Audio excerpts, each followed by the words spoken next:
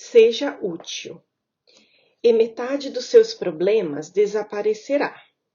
Você não serve aos outros para sentir-se bem. Não faz muito tempo recebi nos stories a seguinte pergunta: Doutor Ítalo, se servir é tão satisfatório, por que é tão difícil? Essa pergunta revela na prática uma das características mais impressionantes e inescapáveis do gênero humano, a diferença entre os horizontes de consciência. Calma, eu explico. Os diferentes modos pelos quais os seres humanos se diferenciam. Um ser humano pode diferenciar-se do outro por diversos modos. Existe, por exemplo, a diferença no campo físico, digamos, entre um sujeito forte e um sujeito fraco. Essa não é uma diferença tão significativa, no fim das contas. Um sujeito forte não é tão diverso de um sujeito fraco, franzino. O mesmo não se dá com o poder. Entre um ser humano poderoso e outro, pouco ou nada poderoso, há uma diferença gigantesca. Basta imaginar um Donald Trump. É alguém com câncer terminal no SUS, por exemplo. Ou um ditador chinês, que com uma canetada determina a morte de milhares de pessoas. E um camponês com sua enxada. Essa diferença de poder entre os seres humanos é tão extraordinária que não se vê entre os animais nada de parecido. O mais temível dos gorilas ainda teria de matar os outros gorilinhas um a um. Não tem como arregimentar mais do que si próprio. No campo da moral, há também desses abismos de distância. O homem pode ir desde um santo até um sujeito vil, desde um herói até um vilão, desde um sábio até um sujeito decrépito e realmente maldoso. Mas há outro modo notável pelo qual os seres humanos se diferenciam: pelos seus horizontes de consciência. O que a consciência de um homem abarca pode ser algo até inimaginável para outros. Se você só age para se sentir bem, você ainda é uma porta, só que menos útil. Voltemos à pergunta: se dá tanta satisfação servir, por que é tão difícil? Ora, existe uma confusão aqui. Há alguns tipos de satisfação, dos quais a satisfação física, subentendida nessa pergunta, é o mais elementar, o mais res do chão. Eu sei, não é habitual conseguirmos pensar em coisas que não estão na nossa cara diretamente. Em geral, prestamos atenção no carro que freou, na corrida que esfria, na comida que esfria, em uma bela mulher que passa.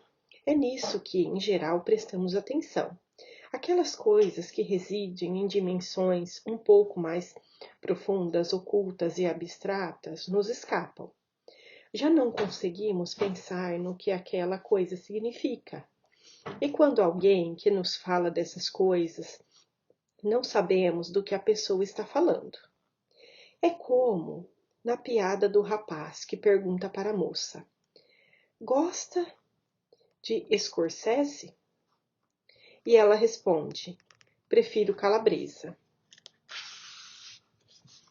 Imaginemos um Shakespeare, sujeito de uma amplitude de consciência absurda. O que ele fazia quando escrevia? Em plena posse de todos os movimentos interiores do ser humano, conhecendo-lhe as possibilidades de um extremo ao outro, Shakespeare punha tudo aquilo no papel. Alguém medíocre, vulgar, que não está atento à sua vida e à dos outros, não consegue sequer entender do que Shakespeare estava falando. Quando, por exemplo, a pergunta menciona a satisfação, Aí a confusão se dá entre a satisfação física e outros tipos de satisfação. No sentido físico, servir alguém não é nada satisfatório. Ficar deitado no sofá comendo torta de limão é muito melhor do que estar de pé, lavando uma louça ou preparando o jantar depois de um dia cheio. O descanso, a preguiça, o prazer, o gozo, tudo isso é muito mais satisfatório, fisicamente falando. O serviço não é satisfatório nesse sentido. Se toda a sua vida está arraigada no reino da sensação física, e seu modo habitual de mover-se é com base nesse tipo de informação, servir será sempre muito difícil. Cabe a nós todos ampliar o nosso horizonte de consciência, prestar contas às dimensões superiores do nosso espírito e biografia. O reino das sensações físicas é o mais dos rés do chão. E é muito fácil ficarmos apenas nele, deixando-nos guiar por suas informações. Nas dimensões mais elevadas, surgem outros tipos de satisfação. Satisfações morais e intelectuais, por exemplo. Daí que o servir não lhe possa dar satisfação orgânica, física. Daí que seja tão difícil servir e fazer o bem, porque o custo de fazê-lo muitas vezes é sacrificar algum comodismo, um qualquer bem-estar físico imediato. É por isso que às vezes é difícil estar ali, diante de um rio de dinheiro que não lhe pertence, e dizer: não, não quero, obrigada, porque seria antiético. Você está aprisionado no império das sensaçõezinhas. As sensações físicas nada lhes dizem sobre a ética ou falta de ética de uma ação qualquer. Se um sujeito lhe passa um cheque dizendo: olha, você vai ganhar 100 mil reais se fizer esta coisa antiética aqui, não há imperativo físico que o impeça de aceitar a proposta. Pelo contrário, fisicamente a coisa será boa. Você pensa no carro que poderia comprar, na viagem que poderia fazer. Pois é, meu filho, o ponto é que, para além da sua sensação física e das suas percepções sensíveis, há outras coisas. Há o intelecto, a ética, a moral. Existe a consciência. E aí está. Precisamente o exercício de ser humano é conseguir sair do império físico. E sair, é claro, não de modo absoluto, pois afinal de contas temos um corpo físico. Estou falando de tornar-se capaz de prestar atenção às coisas superiores do espírito. E para fazê-lo é preciso amadurecer. Quem está preso na quarta camada nunca irá conseguir escapar ao império físico. E isto porque toda a sua vida é uma busca por sensaçõezinhas no peito. É tudo, fulano está me olhando. Cicrano gosta de mim. É tudo governado pela carência, pelo sentir-se querido e amado, ainda que entendam e saibam remotamente que há valores muito superiores. Por exemplo, certa vez uma paciente minha me falou sobre a sua irmã. Uma senhora, já de 40 anos, para quem a vida girava em torno de problemas não resolvidos na infância.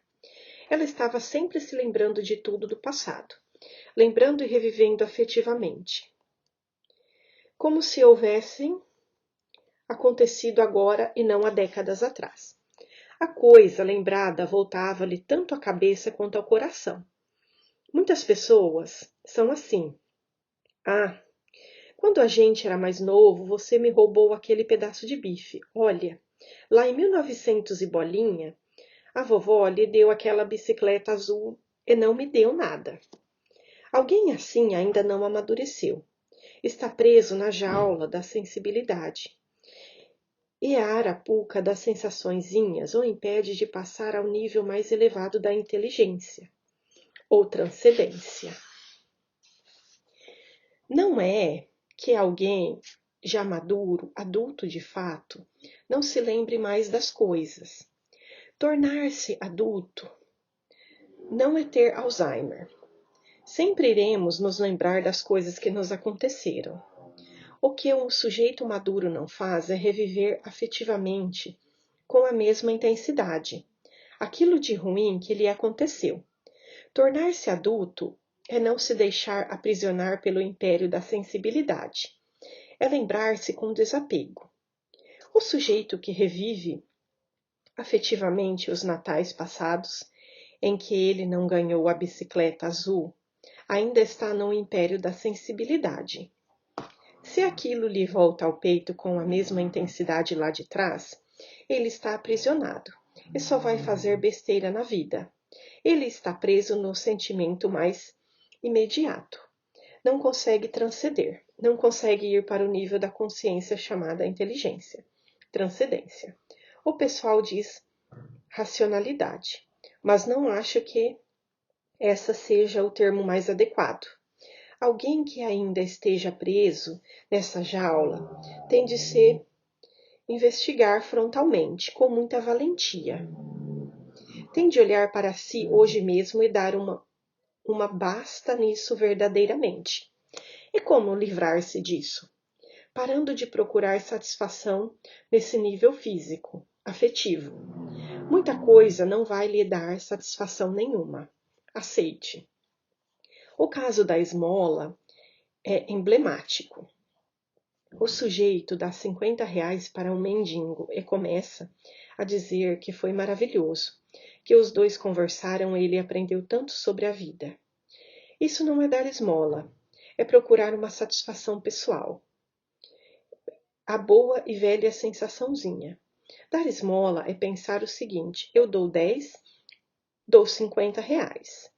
E é melhor que o mendigo nem olhe para a minha cara, que não me agradeça nada, que continue dormindo. Isso é servir, porque nada tem a ver com a sua satisfação interna. Você faz porque tem de fazer. Mas e se o mendigo tiver vergonha de entrar no mercado? Problema dele, horas. Não é por ser mendigo que ele não pode lidar com as próprias imaturidades. O mendigo é ser humano, e como tal não está menos convidado às dimensões superiores do espírito. Dê-lhe o dinheiro e ele há de amadurecer. Vai comprar a torta dele, pastel dele. Ele que se vire nos 30. Mas e se o olharem torto? Não é se vão olhá-lo torto. Sabe por quê? Porque ele é um mendigo. Ele fede, é feio, não tem dente nenhum na boca. Mas não cabe a você mudá-lo. É muita areia para o seu caminhãozinho resolver os problemas afetivos do mundo. Querer fazê-lo me diz algo sobre você, que você está olhando a vida de modo imaturo para burro.